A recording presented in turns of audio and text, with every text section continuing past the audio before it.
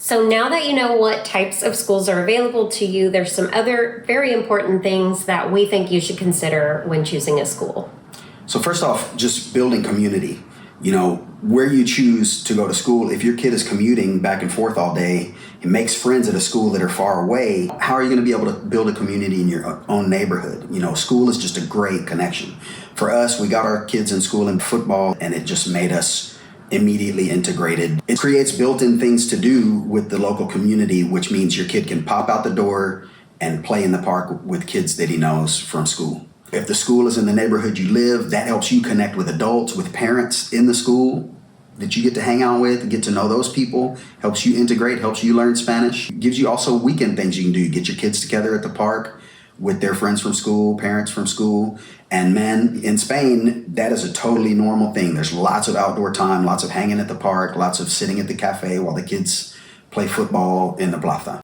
Oh, I forgot what I was doing next. You'll also want to be aware of the location you're going to be living in the city. Most expats prefer to live downtown or in the Rusafa area, which are very lovely neighborhoods.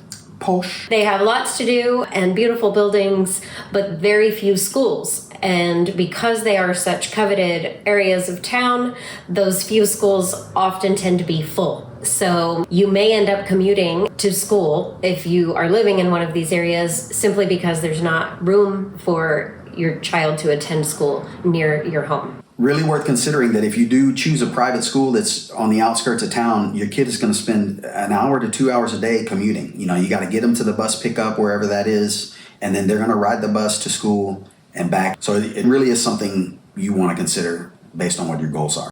What's next? Another thing that a lot of families moving to Valencia don't realize is that there is a local language called Valenciano, and all schools, public and concertados, are required to teach Valenciano. Now, every school has their own flexibility in how much or how little they want to teach in the local language, but you will find a wide variety of this, and it's something to consider when you're looking at the school you're going to enroll your child in.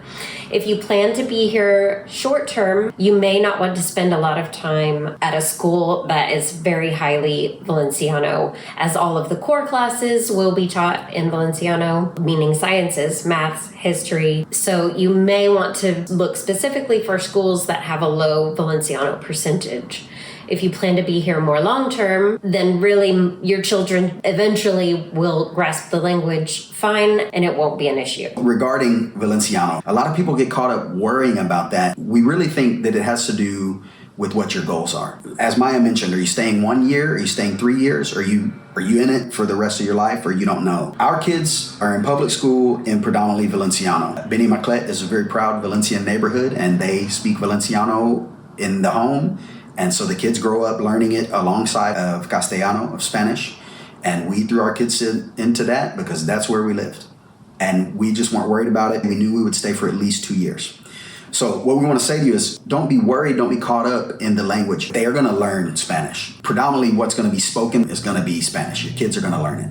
And the fact is, especially if they're younger kids, they're going to learn Valenciano alongside their Spanish. They'll just pick it up. It's not something to get caught up worrying about. Of course, study what area you want to live in, make that decision. But I think that's in accordance with what your goal is and how long you plan to stay. It also may be something to consider the age of your children when you move here. If you're moving here with high schoolers who have a university plan already in mind, then maybe a public school that's highly Valenciano does not correlate with that plan. It obviously depends on your specific situation and what your family needs and what your family's goals are.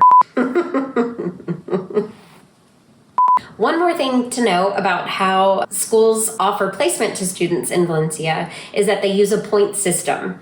So you are awarded a different amount of points for several different criteria. Where you live in proximity to the school. So if you are zoned in the same district as the school, you receive a certain amount of points. If one of the parents works in the area of the school, then you can receive points for that.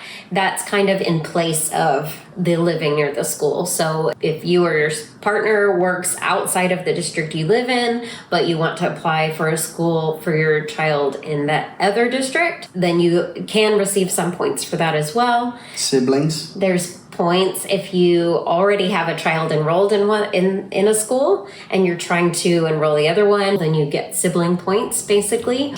And we also got points for having a large family, because if you have 3 or more children in your family unit, then you also get additional points for that. We got a lot of points. If you're a single parent, you get points for that. If you have low income or a disability, there are also some points awarded for that. So once applications are in and all of the points are assigned to each application, then the highest amount of points gets awarded the available places. And that's about it. We got more videos about Valencian life and Spanish life for you. Good job. You're so cute.